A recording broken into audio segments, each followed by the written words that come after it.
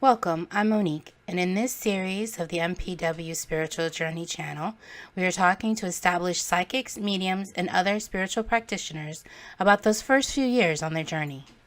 I'm here with Gabrielle Michalek of Transcendent Ground. Welcome, Gabrielle. Hello. Thank you for having me. Thank you for joining.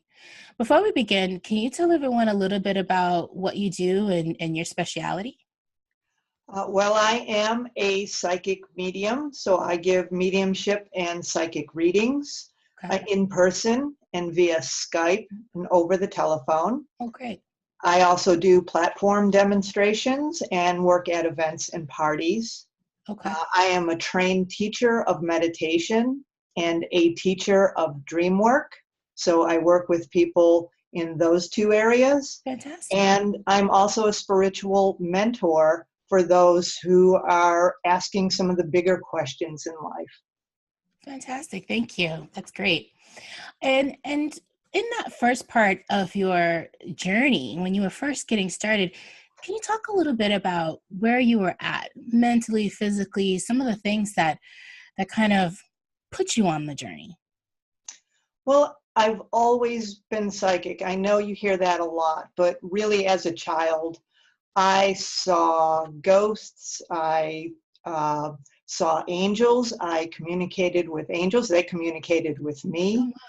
Oh, I often was around psychic phenomenon. Things would just happen in my presence. interesting. I was raised in a devoutly Catholic household, Mm-hmm. family.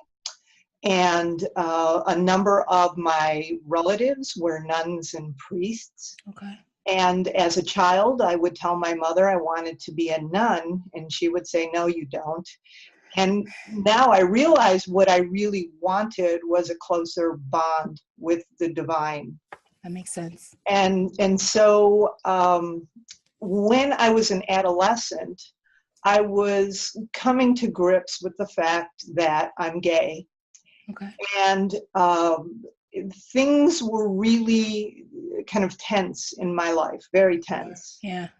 And I was triggering poltergeists, and Mm. things would go flying off of shelves, lights would blink on and off, all sorts of things that were very scary to me. Mm-hmm. And so at the same time, I came from a family who made it clear that I needed to be independent, that I needed to support myself. Yeah. And so at that time, I just began to shut everything down, all of my intuitive abilities. I shifted over into the logical side of my brain Sure. and committed myself to getting my education and starting a career. Okay. And so after several years of having a successful career, once I became financially stable, it gave me the opportunity to begin to explore my spiritual side Mm-hmm. and see how I could integrate these feelings and beliefs that I had and I began to seek out other people Mm. that had similar experiences and thoughts about their spiritual nature. So at that point, I began taking classes at Atlantic University, which was founded by Edgar Cayce. Okay. And, um, and through that process, I discovered that what I intuitively felt about uh, your spiritual side of life Yeah. was in alignment with what other people believed, and that there was a space out there for me. Mm-hmm. And I began to then return to my intuition, relying on my intuition, my integrating my spiritual nature, and opening up my psychic abilities yet again. And what I discovered is they never left me. Right. And now, once I was able to embrace them, my life began to feel more complete. It almost sounds like you also had a balancing of these kind of higher chakras and lower chakras where you got your life together and got yourself situated in who you are as a person, and then blended that with, you know, your belief system and where you wanted to take that and what you wanted to do with it. That's absolutely correct. That's a great way to describe it, is I began to move up my chakra system and Mm-hmm. began to open up the other energy centers in my life. Mm-hmm. And at the time, I was getting a lot of external validation where people were telling me, my goodness, you're a lighthouse. You know, you are really just beaming lights. That's awesome. Mhm. When you were going through the early stages, I would say when you started to go to the Edward Casey School, and as you started to kind of come into your own, how did you find that? Did you have a lot of challenges? What was going through your mind?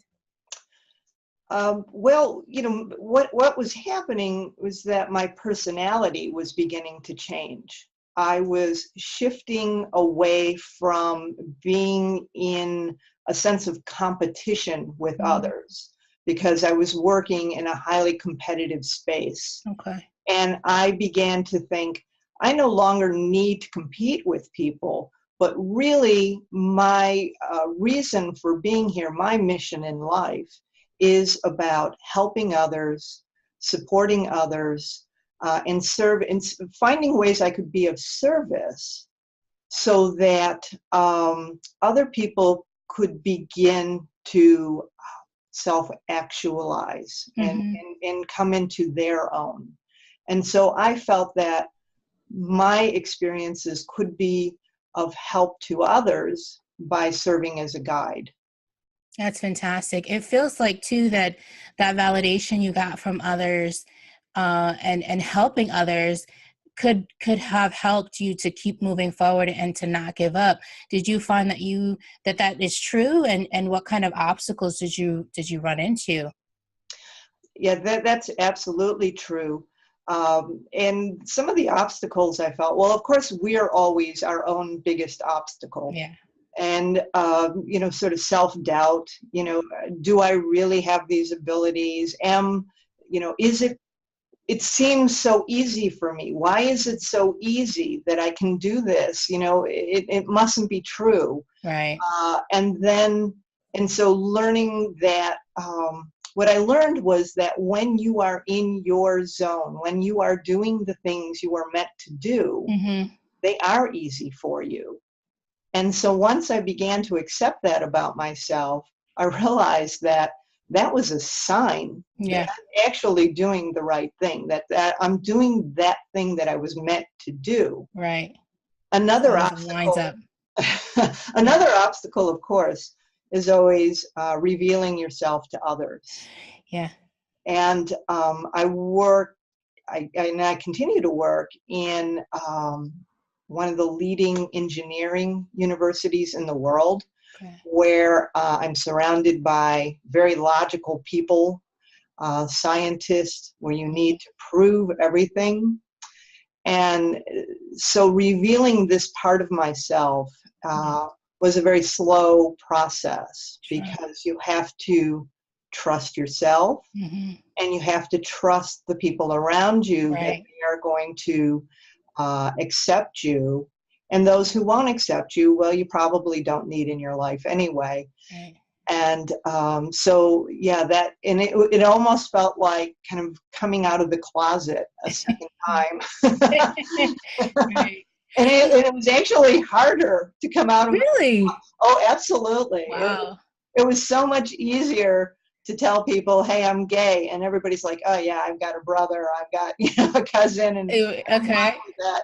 But when you say, well, you know, I'm a psychic medium, well, that for a lot of people is still very scary, Mm, especially people who follow some of the traditional. right. Right. Traditional religion have a lot of connections to certain religions, and this is considered a bad thing, as far as spiritualism and believing that you can communicate with spirits. I totally get that. And in that same vein, did you find that certain relationships were being created as certain relationships were just kind of naturally being separated.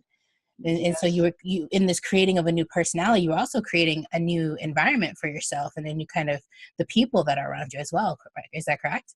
Yes, that was really amazing because people who were having a hard time with it, or our personalities were no longer gelling because I was Mm-hmm. just growing and moving in a different direction, they Right. were falling away. And that Right. could be a very sad thing, especially if you had a long-term relationship with someone. Right. But at the same time, I uh, constantly reminded myself to look at the new people, the good people that are coming into my life. And the people who were coming into my life were really the signs from the universe that I was on the right track. Right. Because it seemed like every time I needed something or someone, that thing or person would suddenly materialize in my life. Yeah.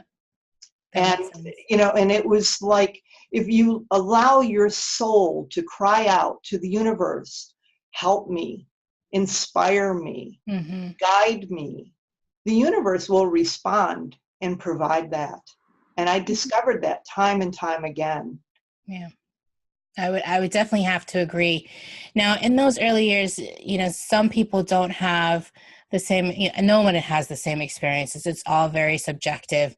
But, any advice that you could give someone in those early stages, especially in that stage of kind of self-discovery and, just kind of kicking off their spiritual journey, do you have any advice that you would give someone like that? I would tell them that they are not alone, Mm-hmm. that there are people uh, all over the planet who are going through the same process. Mm-hmm. And there are some very credible places you can turn to for help. Yeah. For me, it was Atlantic University and the Edgar Casey Group, also my local spiritualist church, Mm-hmm. the people there. There's Lilydale, New York, That's right. Yeah. and Arthur Findlay College in the UK in Yes. Stansted. Mm-hmm. There are other places as well.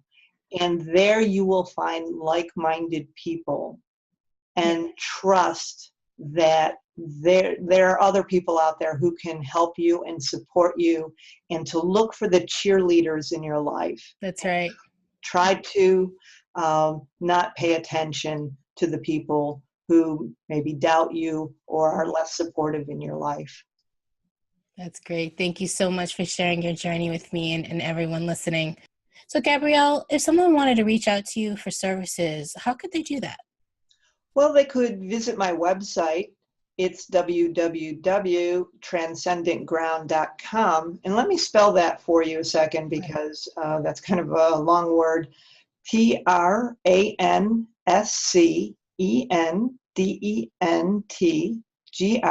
TRANSCENDENTGROUND. And you can also call me on the phone at 412-206-6042. Great. Thank you. Thank you. And I'll put that information in the description as well so people can access it and along with your phone number. Thank So you. thank you so much for that. That was awesome.